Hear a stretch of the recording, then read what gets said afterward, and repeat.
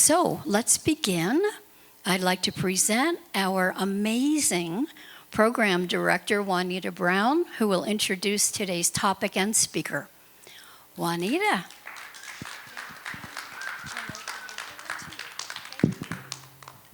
Hello, everybody. I'm so glad to see you made it to our earlier presentation. Thank you so much for coming.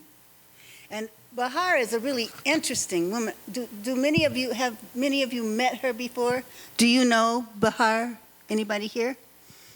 Ah, all right. She's a very interesting woman. She was born in Istanbul, and then she spent 20 plus years in hospitality in Washington, D.C., first with Marriott and Ritz-Carlton in their corporate offices, and then in a small business management firm. After brief residences in Atlanta and Honolulu, she moved to Las Vegas 6 years ago and was a volunteer scheduler and project manager for the vaccine clinics held at SCA. That's how she came to meet us. And she's currently the chair of Emergency Preparedness Education and Training with EPSG. Emergency Preparedness Service Group. There. All righty. Thank goodness for people who have the skills she has who are looking out for us. So come, Bahar. Good morning. Thank you. Thanks for being here early this morning. Hope you had some coffee because we have a lot of information to go through, but I'm going to try to make it reasonable and logical, hopefully. So let's see first if this works. Yes, it does. So today's agenda is we're going to talk about why we need to be prepared. And then we're going to go into the basics of emergency preparation, which is basically 4 steps. What we're talking about is making a plan, preparing a kit, being informed, and getting involved. Those are the 4 main basic steps of emergency preparation. So before we go into it, just like Juanita and Donna did, a couple housekeeping notes. I'm going to try to keep it to less than 15 minutes. We don't have a huge crowd, so hopefully it'll go a little fast. Again, silence phones. If you need to take a phone call, please do so outside. Keep comments and questions to the end so we don't get distracted. If something is not clear or if you're unable to hear, just wave. I'm happy to repeat or explain. And a lot of this information that I'm going to talk about is on our website. It is scaepsg.org. So you don't have to take detailed notes on everything. I also have brochures in the back on your way out. You can take them.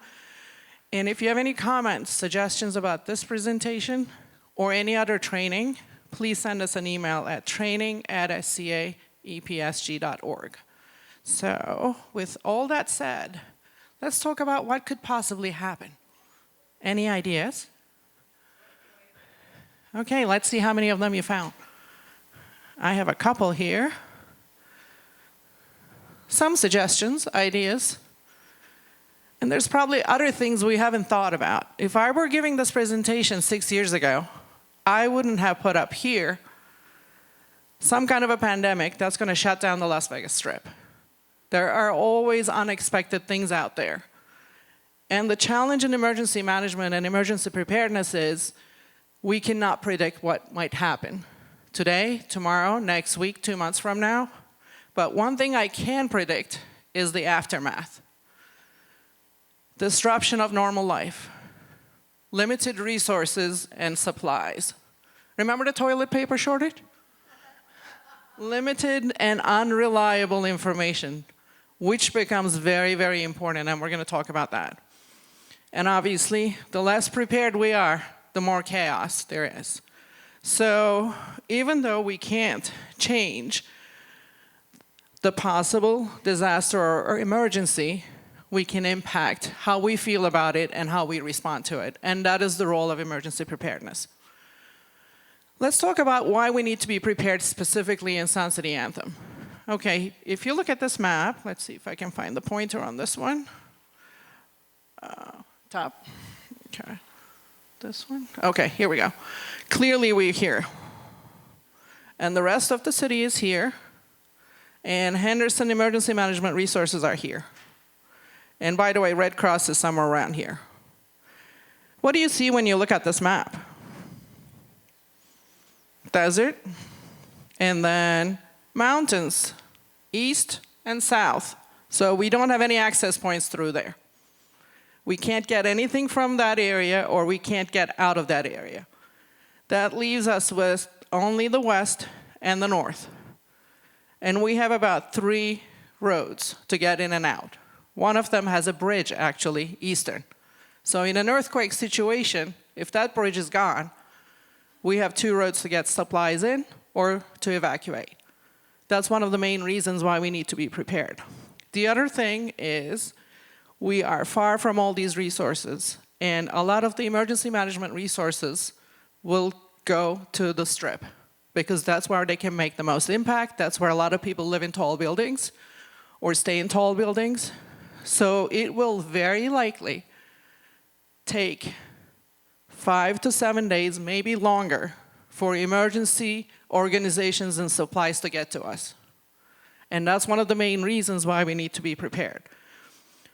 We talked about the location and the resources, access and exit routes. Here's something very, very important to know. Not a lot of people are familiar with this. We love our community and rec centers, but I want everybody to be aware that these centers, none of them, are designed or equipped to be shelters. So if your expectation is something happens, I'm going to go to the center, somebody's going to take care of me, that is not correct. There are no emergency supplies, no water, no food, no nothing, because it would be very, very expensive for a community like this to have those kind of supplies, store them probably in an AC place. It would take, I don't know how many thousands of dollars. So it is very important that every household is prepared to take care of themselves 5 to 7 days and or evacuate. And that's what we're going to talk about today. Again, we're not close to any major aid resources and operations, so it'll be a while before we get anything if we can. And I want everyone to remember this, very, very important, and please spread the word. We don't want people to think, something happens, I'm just going to run here. If there is a case like that, please make sure before you come here to check information and data before you show up. If you have to walk here on 120-degree temperature because you lost power at home and the center is closed, now you have to walk back. So it's very, very important to remember this. Okay, before I go into it, let's also talk about EPSG, because I also want people to understand what our role is clearly. So we are Emergency Preparedness Service Group, just like Neighborhood Watch, Community Patrol, and Community Service. We are volunteers who live in this community. We don't work full-time. It's not our professional job, but just like the other 3 groups, we are very dedicated to our community, so we want to be there for our residents when we can. Our mission is to plan, organize, and coordinate an emergency response effort in Sun City Anthem. What does that mean? What it means is providing emergency communications even if the cell phone towers are down, or internet is down, power is down, because we have extra radio capabilities in our operations center so that we can connect to City of Henderson, get information from them, spread it to the community, and collect information from the community and send it to them. And we would be doing that by conducting a disaster assessment in the community. So please note, what I'm saying here does not involve us and our volunteers going into houses to rescue people or distributing food, which we don't have anyway. So it might come to that. If we get supplies, let's say, from the Red Cross, and we need to distribute it, we would definitely do that. But our primary role is communication and providing disaster assessment in the community so that we can send information to aid organizations and hopefully get response back from them. And then our secondary role is providing emergency preparedness training and education, which is, again, very, very important, because in case of a disaster or emergency, we're all going to have to take care of ourselves first. So let's go into that. Today's topic, Emergency Preparedness 101, getting prepared at home. I'm going to talk about those 4 steps again. Make a plan, prepare a kit, be informed, get involved. So let's get started. Why do we talk about making a plan? Why don't I just start with prepare your kit? Because everybody's kit is going to be a little different. It is all based on the demands of the household, the situation of the household. I wish I could create a box and just give it to you, but everybody's household is different. So what do I mean by that? First, assessing the risks. We basically talked about the potential risks that we have. So, you got to think about earthquake. You got to think about, believe it or not, flooding. You got to think about wildfires, how close your house is next to the other neighbor, your trees, bushes, and things like that. But instead of preparing for every possible specific event, we would like you to be thinking about your house's vulnerability and your personal vulnerability in case of any type of emergency. So what am I talking about? Let's talk about a household vulnerability. I'm talking about primarily 2 things. The first one is the physical situation of your house. Where are you located? Are you located on top of the mountain? Are you closer to the bottom? Do you have retainer walls in the back? Is there a pool in your backyard, in your neighbor's backyard that could come over if there's an earthquake? What are your exit routes? Those are the things you cannot change except for the trees probably. So I'm talking about the physical aspects of your house and how vulnerable your house might be. That's something to think about.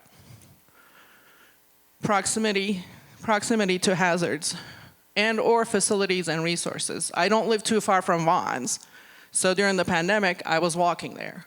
If you live on top of one of those villages, it is probably a little bit harder to do that in an emergency. Just something to think about. And then you have to think about the personal and human situation in the house. If you are an active person, if you're able to walk, go places on your own without a car, maybe on a bike, obviously you're a little less vulnerable. If you recently had surgery, if you have chronic conditions, or people in your household do, then you become a little bit more vulnerable and you have to plan accordingly. If somebody in your household has diabetes, that changes things a little bit because if you're going to evacuate, then your grab and go bag has to have proper nutrition in there. So that's what I'm talking about when I ask, think about your household, think about your house, think about how vulnerable you might be in an emergency. So we talked about these. And just keep in mind, for the second, the personal human situation, things could change. You might be, for example, a fit person who could do things, but you could have hips replacement. You could have eye surgery, right? All these things change how prepared we can be. And it's something to think about. Here's a quick question for you. Now that we talked about the vulnerability, I want you to think about how vulnerable your household is and rate yourself from 1 to 10. 10 being very vulnerable. Where do you think your household is? 5, okay. 10 is very vulnerable, yes. Okay, this is the homework part. So you're going to think about this when you go home. But the goal is obviously to make us less vulnerable. You cannot move the house. So certain things we cannot change. You could move, right? But there are certain things we can do. And obviously we can impact how vulnerable you are by being prepared.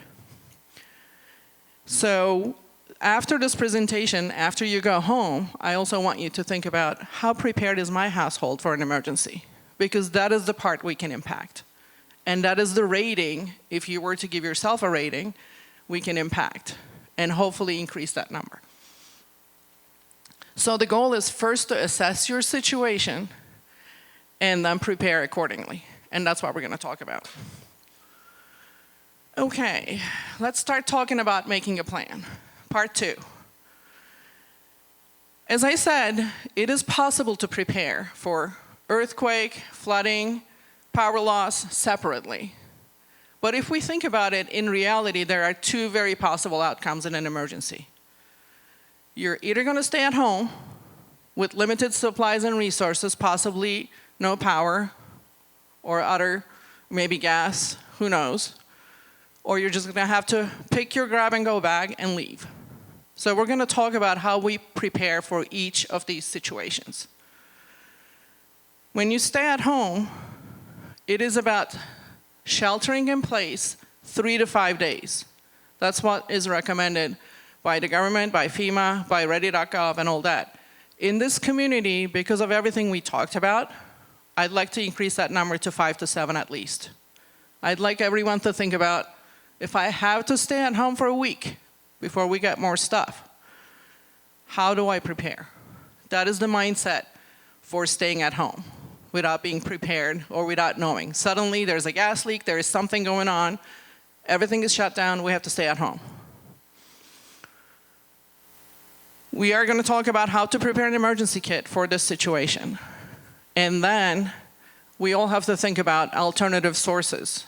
Depending on the season, cooling, heating, and power. Personally, I'm a little bit more worried about the summer because I think we can warm ourselves up if we have to put 3 blankets on, maybe cook, boil water, whatever it might be, make some tea. But in the summer, I don't have a whole lot of solutions, unless we have a generator, right? And just to remind everybody, generators, unless you have a massive one, they don't supply enough power to run an AC.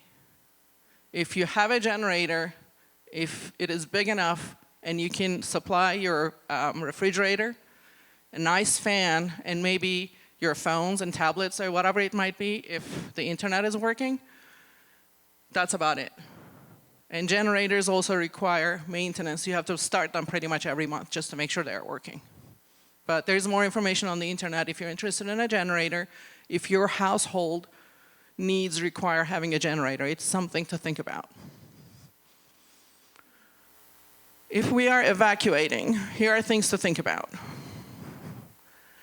Make plans now when you would want to evacuate. So if it is the middle of the summer, and if we lose power, and NV Energy tells us we're not going to have power for the next week. Are you going to leave today? Are you going to leave in 2 days? Where are you going to go? How are you going to go? Just make plans in terms of what is your threshold? When do you think you might evacuate? Obviously, this isn't a situation when we get notice. There might be situations like what happened in LA. You could get a knock on your door to say you got 5 minutes to evacuate by the fire department. So think about it today. Think about what that means. We're going to talk about how to put together a grab-and-go bag for that reason. And where to go. Shelters in the city change depending on the situation. Again, this is not a shelter as of today. We could create one working with the Red Cross if there is a need, if things work properly. I can't promise you that.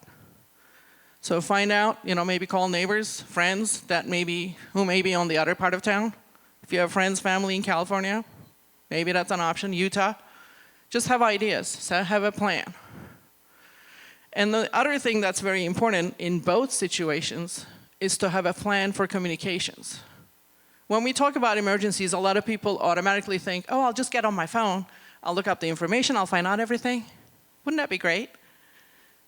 My cell phone doesn't work in some parts of this community on a normal day. So down the street, it doesn't work. So, I don't know about yours. So make plans for that.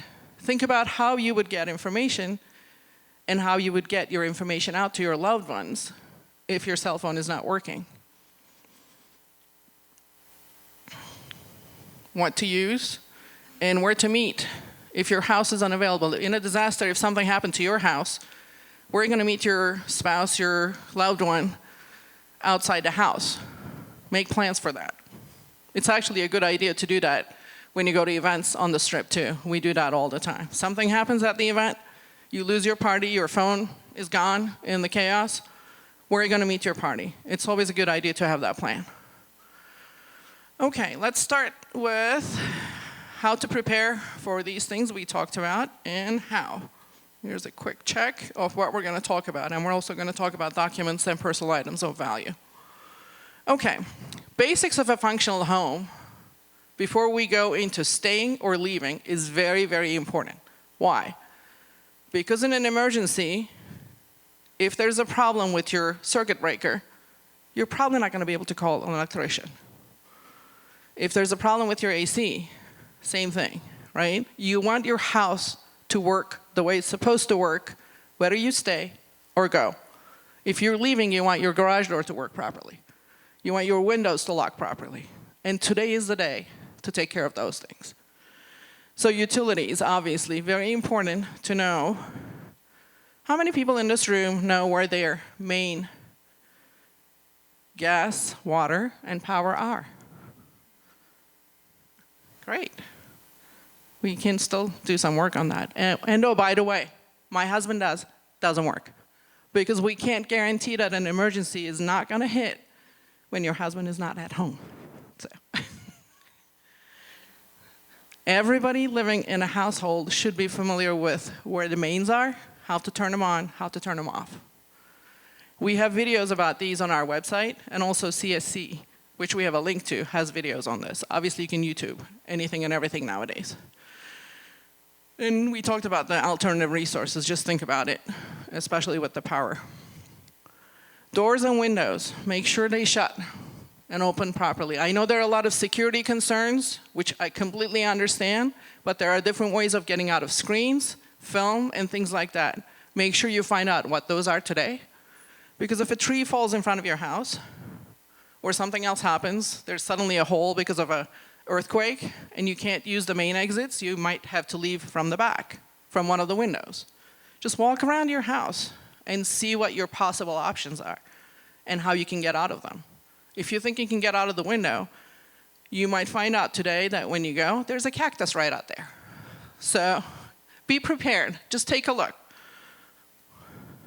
Garage door, very, very important. How many people know how to operate a garage door without power? This doesn't work. Everybody has to know. Again, we have a video on our website. You can Google it as well. Very important to know how to open. And if you have time, unless it is a fire evacuation, to come back in the house and lock it properly, especially after what happened with some of the burglaries around the neighborhood. So if you're leaving using the manual garage door, also learn how to come back and lock it. Maintenance of appliances.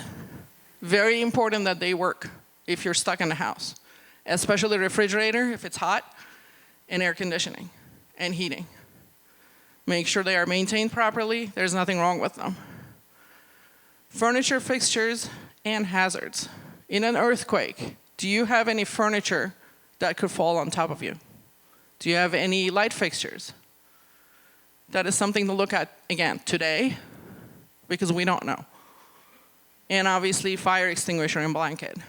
Any place where you have a fire source, it could be a fire pit, it could be stove. Make sure you have a fire extinguisher within close proximity. Make sure they still have the green arrow on them, and know how to use it. Okay, so that's the basics of a functional home, and we're going to talk about communications. But think about how dependent you are on the internet. Maybe think about your TV being connected to an antenna, which actually is very easy nowadays. It's not one of those rabbit ears or things you have to put on the roof. They're about $10.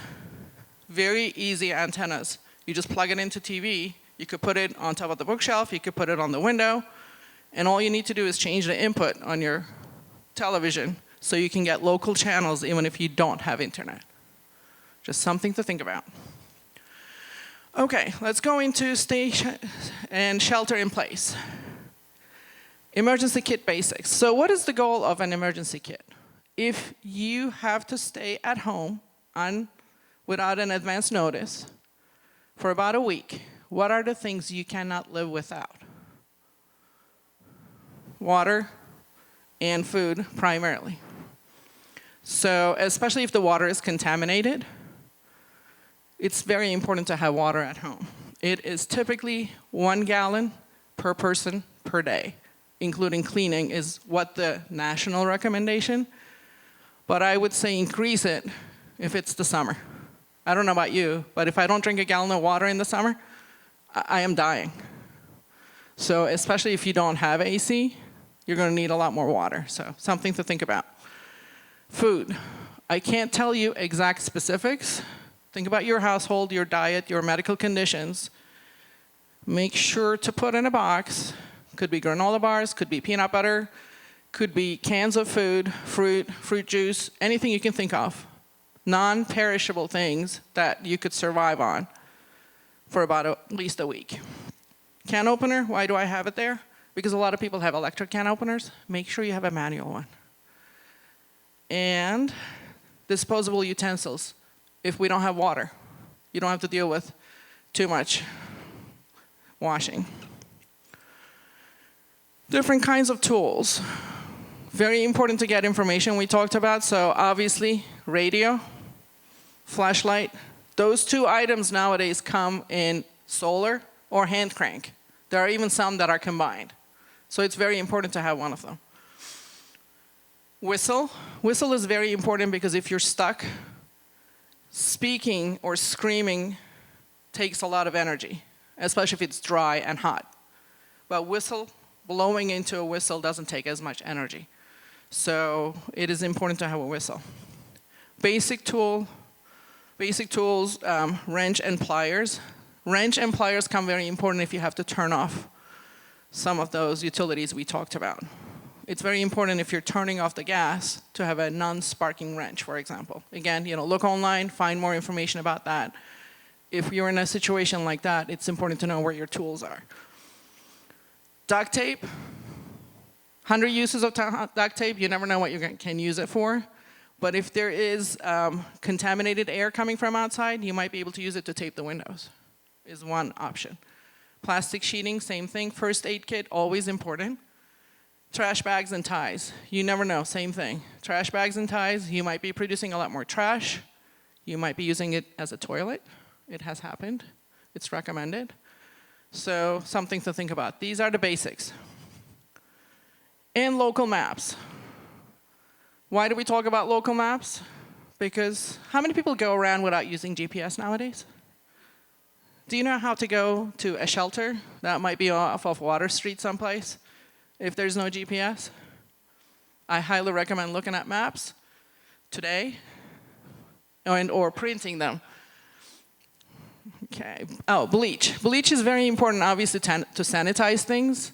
And if the water is contaminated, you can also use bleach to be able to disinfect it. Something to think about. Okay, here are some personal items. Medications, glasses, these are different for everybody.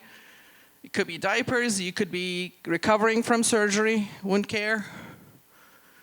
Obviously, if you have pets, if you have grandchildren who come and stay with you, something to think about. I always like to have a cooler in case it is a power loss during summer and I have to put stuff in there. Maybe I need to take ice out of the fridge. Electrolytes. Very, very important, or protein powder, because they're light. These packs that come in nowadays, you can just mix it with water and you're good to go for a while. Cash. Why do you think cash is important? There we go. Some people might have been through those situations.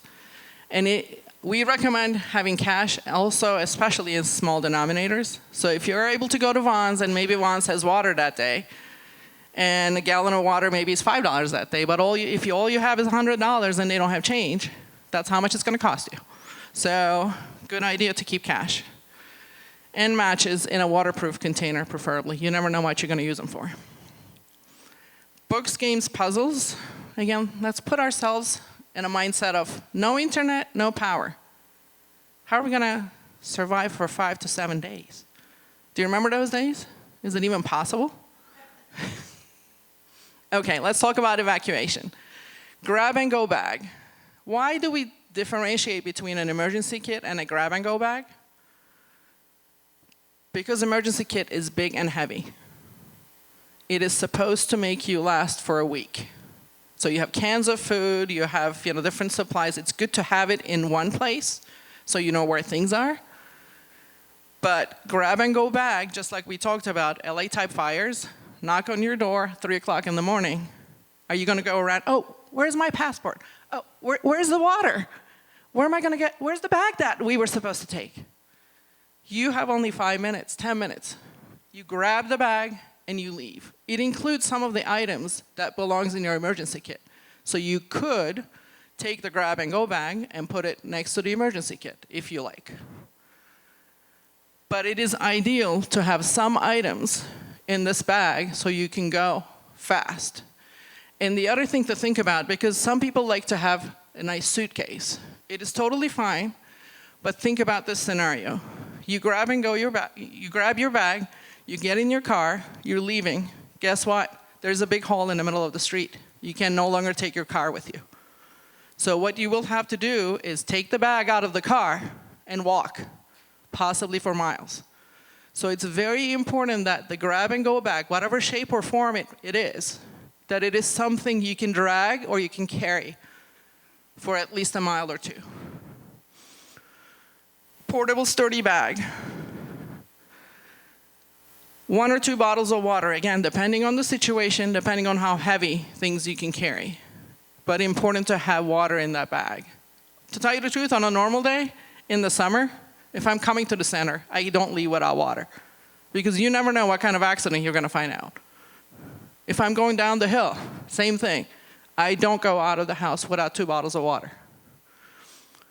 Non-perishable, lightweight, but calorie-dense foods. Again, think about granola bars, think about protein powder, think about little things you see when you go to the store. It could be dry fruit, anything that works for you, but not heavy. You're not gonna carry cans of food in your to-go bag. Change of clothes. You may not be able to leave your house with your favorite comfortable clothes. And you might be in a shelter for a little bit longer than you desire. So it's always good to have some comfortable clothes in your bag because you can rely on it. Something important to talk about here is shoes. Obviously wear comfortable shoes when you're leaving. Again, depending on the shoes, if you leave with sandals, make sure you have sneakers or something else like that in the bag. If you're leaving with sneakers, maybe put some sandals in the bag today because you may need to take a shower at the shelter. Again, personal items, put 1 or 2 days worth at least of your very important medications in that bag today because you don't know. And take a photo of your prescriptions on your phone. If you leave without your medications, at least you can show it to somebody at the shelter. They might be able to arrange those things for you. Toothpaste, toothbrush. You don't know where you're going into in a shelter. Always good to have your own. Flashlight, radio batteries, we talked about these. So you could technically put these in your to-go bag, and that would be a checkbox for your emergency kit at the same time. Pen, notepad, pocket knife. You never know what you might need. They are not heavy items. When you're putting together a grab and go bag, one thing to constantly think about is the weight. You don't want to make it too heavy so it's dragging you and you may need to leave it behind at some point. Just light and easy to carry. First aid mask, gloves, and wipes, very, very important. Again, you might be going to a crowded place. There might be sick people in there. It is important to have these items.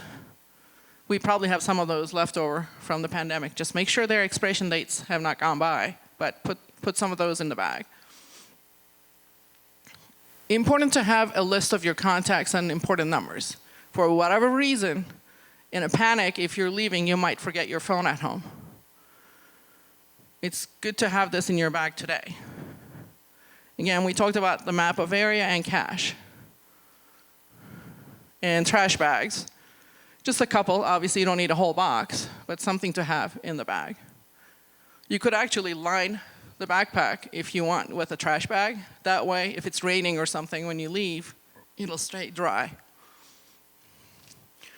And a card with your full name, ice in this stands for in case of emergency. All first responders and aid organizations look for your in case of emergency contact information if something happens. So it's important to have these numbers in the bag. And then on the way out, these items have to be in the bag, but obviously you're not going to put them in and out because these are items we use every day. Your phone, laptop, tablet, passport, ID, wallet, cash, medications, and keys. Ideally, in my household, because when I walk in the garage, on top of the dryer, there's room. That's where I keep these things. So if I have to leave, I'm not looking, oh, where's the car keys? What happened? Did you lock the door? Where's my passport? They are right there. If I have to leave, you could put them in a small bag too. But then I can grab it, put it in top of my grab and go bag, and then leave. You are not gonna have time to leave.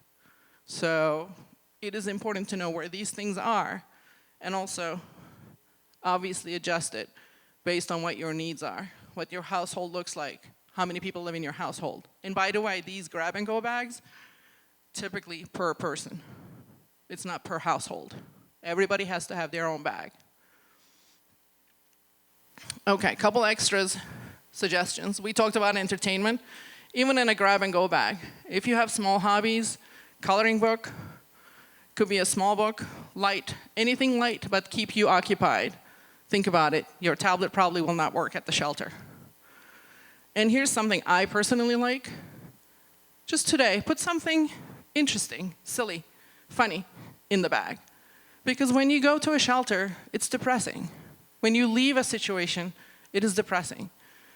Something to smile about makes us human. Maybe it will make you interact with the people at the shelter. Maybe it'll make you smile. It doesn't have to be big. It could be something your grandchildren painted. It could be a souvenir from a place. But we all have to survive for different reasons. And just a little reminder of that. Okay, let's talk about the important documents. Obviously, one of the worries if you have to evacuate or an emergency situation is, oh, where's my passport? Where's our insurance cards? Where's my bank accounts? All that information, today is a good time to make a list of these for your own purposes. Put a list in the grab and go bag and also any other important documents. Let's go through a couple of them. Make a copy, password protect it, either email it to yourself or put it on a thumb drive that you can put in the grab and go bag, send it to a loved one, save it to the cloud, whatever works for you. Just make a copy if your house is gone that you can still find out what your numbers were and you can prove that you had these documents. One of the suggestions I also have is twice a year ideally, but at least once a year, walk into your house and video. Take a video of every room. That'll remind you of things that are valuable, that are important if you have to make an insurance claim. And again, password protected, save it to the cloud or save it to a place, send it to your loved ones that you trust, obviously. And make a list to go in the grab and go bag of all these important numbers. I know it sounds like a lot, but if we do a little bit every week, every month, or when you get the statement, just make a note of it, add it to the same list. It's little by little that we can get prepared. Okay, let's talk about practice and drills. Even for people who have all this, an emergency can be a very difficult, chaotic situation. You can be stressed out so that you don't even remember where things are, or you can't open the window because your hands are shaking. And the only way to overcome those things is practice. Practice, practice. So when to practice? My suggestion is anytime you hear about a national emergency, it could be on the East Coast. Think about what happened in Nashville, Greenville, LA. Make it a drill for yourself. What if we had a wildfire here? How do I get out of this house? Grab and go bag, put your personal items in it, open your garage manually, see if you can get out. Go to your bedroom if that is your alternate exit. See if you can get out, Obviously, we don't want you to break the windows or anything in a drill. But whatever your other exit route might be, see if you can use that exit to come out. We're primarily talking about evacuation routes, garage door, exits, and functioning without cell phone or internet. Here's the challenge for you. Give yourself 4 hours. Turn off everything, see how you function. And then increase it to 6 hours, 8 hours. See if you can do it 24 hours. It is a challenge, but it's also a drill. If you go through these experiences, it's a lot easier.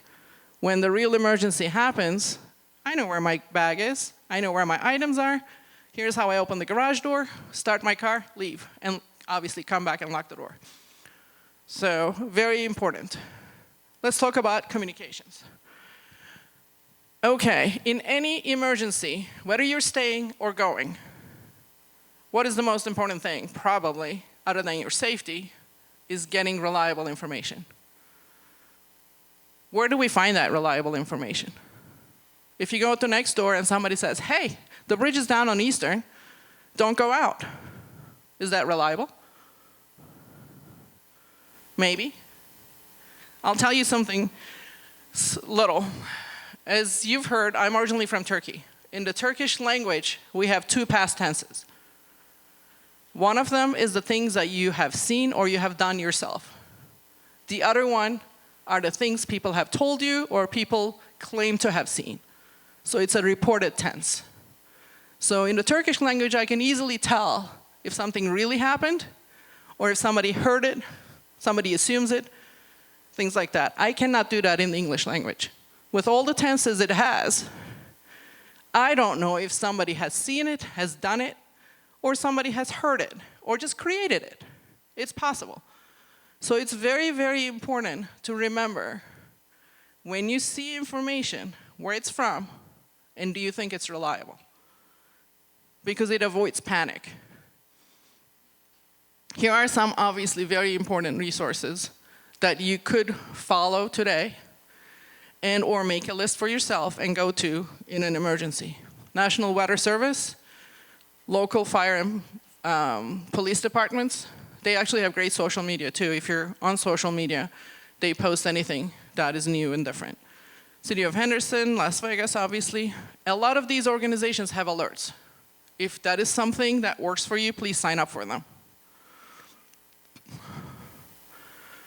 Make a list of those contacts. If the internet is not available, you still want to be able to get to them. Yes, sir.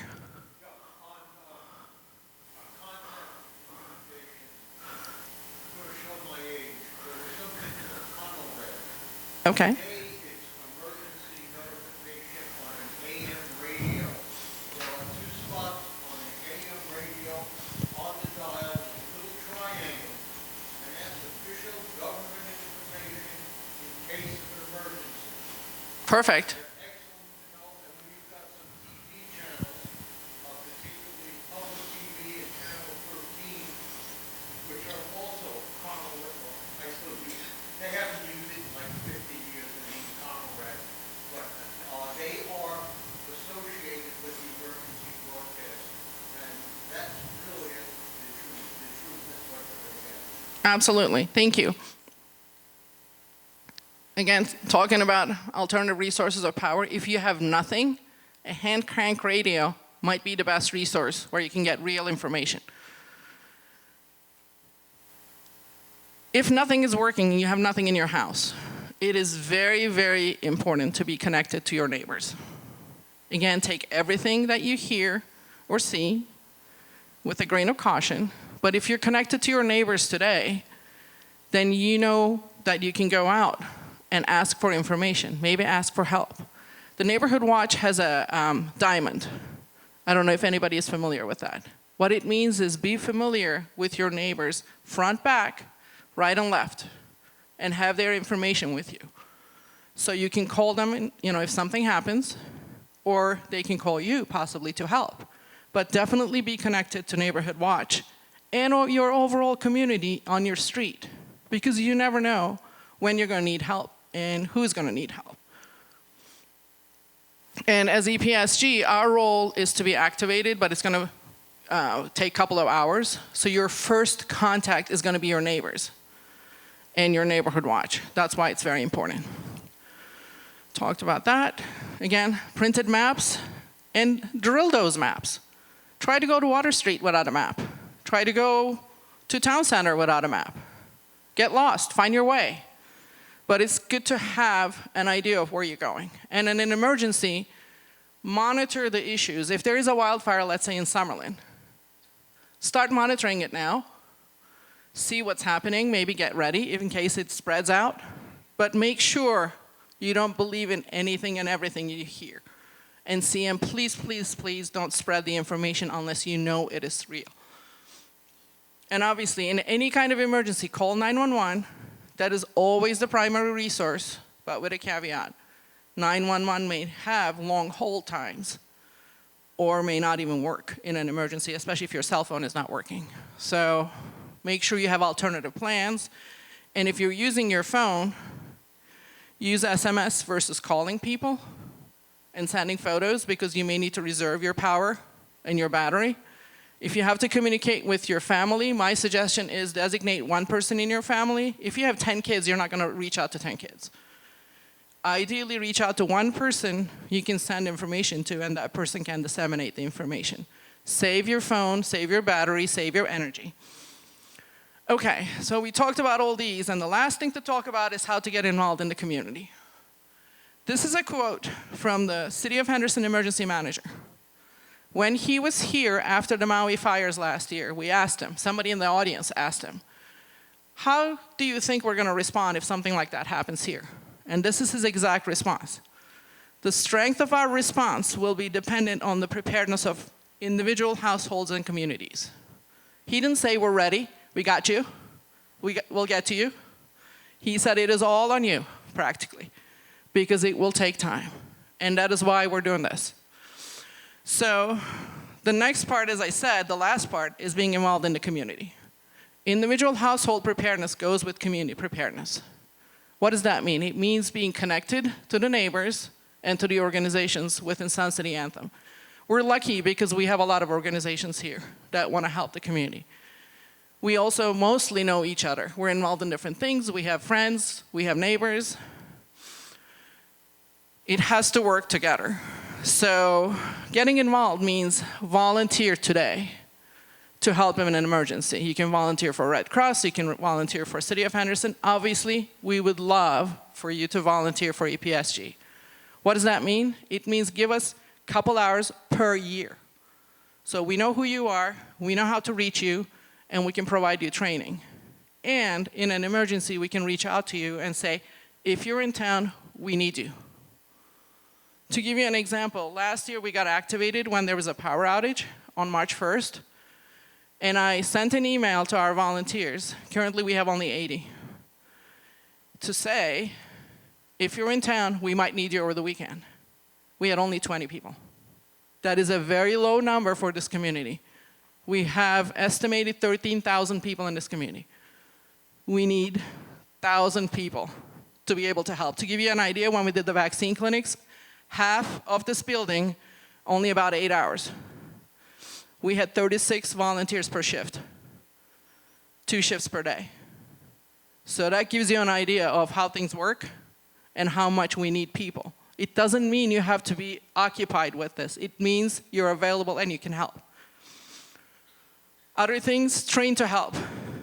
CERT, this is Community Emergency Response Training. It's a 2-day class, hands-on training on how to save people, how to help people, how to use a fire extinguisher, how to put together an emergency kit. It comes to Anthem twice a year. We just had one last weekend. There's going to be another one in October, but it is a countrywide federal program. It exists in every city, and City of Henderson also conducts them. Las Vegas conducts them. There's information on our website. I do CPR AED trainings every month. Please learn how to do CPR. It is important in a daily life. Also, you never know, in an emergency. Tomorrow, I have 4 seats available, if anybody is interested at 2 o'clock. We're going to talk about all this and a little bit more. Why is EPSG important? What are we doing? Plans? How do we work, etc. on May 29th at 10 a.m. I have sign-up sheets in the back. If anybody's interested, or just go to the website, just let me know. We have disaster assessment teams. If this is something you'd like to be part of, come and train for an hour. Learn how we're going to do disaster assessment. And we also conduct Stop the Bleed classes. So I don't have a date for it yet, but please follow us on the website. And here's a QR code for you. Here is information again at our website and comments. So any questions? Microphone.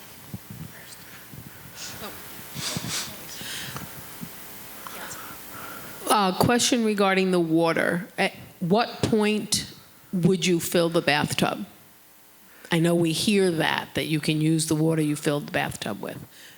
You sure can. It all depends, obviously. If you get advance notification that there's going to be a water outage, I would fill the bathtub. No matter what you use it for. Obviously, I wouldn't use it for drinking. You might have to using bleach. There's a formula for it. But if you have advance notice, if we got notification now that says, okay, well, there's going to be a water outage, I'm running home and filling my bathtub. Next. If you have plastic bottle of water, how long is it any good before it gets out? That's a very good point. Thanks for bringing that question. So with emergency kit and grab-and-go bag, we have to revise and possibly rotate items in these bags. My general rule is when the seasons change, because some people like to keep their emergency kit or bag in the garage in the winter, but not in the summer. So the May article coming up in the Spirit is actually going to talk about that. But you could obviously put an alert on your phone. You could use the time when we change the clocks. But I would highly recommend looking at it twice a year and rotating. Ideally, the items you have are items you use in your household. So you could take out the cans before they expire or water and just rotate. That's what I would do. Next. Yeah, having been through a number of natural disasters living in the Sunshine State, I found a few things. One, you mentioned generators. The important thing with the generator is do not keep it near any windows or doors, and it's got to be outside the house or you're going to die from carbon monoxide poisoning. Secondly, on Amazon, they sell something called the Life Straw. You can actually drink contaminated water using the straw. And something that we had every hurricane season, we always replenished. Some great things. Costco sells dehydrated meals in a sealed can for about $80. Online, which I prefer, you can buy MREs called Meals Ready to Eat. And they have a little heater in them. Just add a little water and that'll heat up the food. And another supply of emergency water is your water heater in the garage. That water is potable or drinking If you've been maintaining it properly. Yeah. I'm just dry. I need some water. But there's a lot to do, and the group is doing excellent, and use the stuff they have. As I said, I have survived evacuations and whatnot. Cell phones, don't count on them. We had no power for a week, no cell phone service. So definitely remember that. And the other important thing is instead of taking a solar cell phone charger, the better thing is to have one of the 10,000 milliamp batteries, keep it charged at home. That'll give you power for your cell phone for a few days. Don't use it all the time, though. I've learned all of this the hard way. Thank you. There is obviously so much in every possible topic. So the goal of this 101 class is just to give you the basics. So hopefully you can do your own research. You can find out different things. One of the things I'd like to remind you is every month this year in the Spirit magazine, where we have emergency preparedness, there is a little box in the bottom. So it is recommended items per month so that it doesn't become this massive project, but every time you go to the store, you can pick a couple items every month. And by the end of the year, you will have an emergency kit. So there are different ways of doing this. There are a lot of different tools and items, supplies. If you search on Amazon, which I kind of recommend, but don't, because you could be gone for a whole day. In there, you could get lost. If you put emergency resources, emergency light, whatever you might want to put in, there are thousands of things. So find things that are useful for you, that are interesting to you, that is within your budget, is what my recommendation is. I also recommend go to estate sales. My grab-and-go bag is a $3 backpack from an estate sale. So there are so many different items you can find out. Make sure they work for you and in an emergency, but thank you, sir. There is a lot of different things we all can do, and hopefully we won't have to use them. Any other questions before I go? Thanks so much, Bahar. you. You did a wonderful job.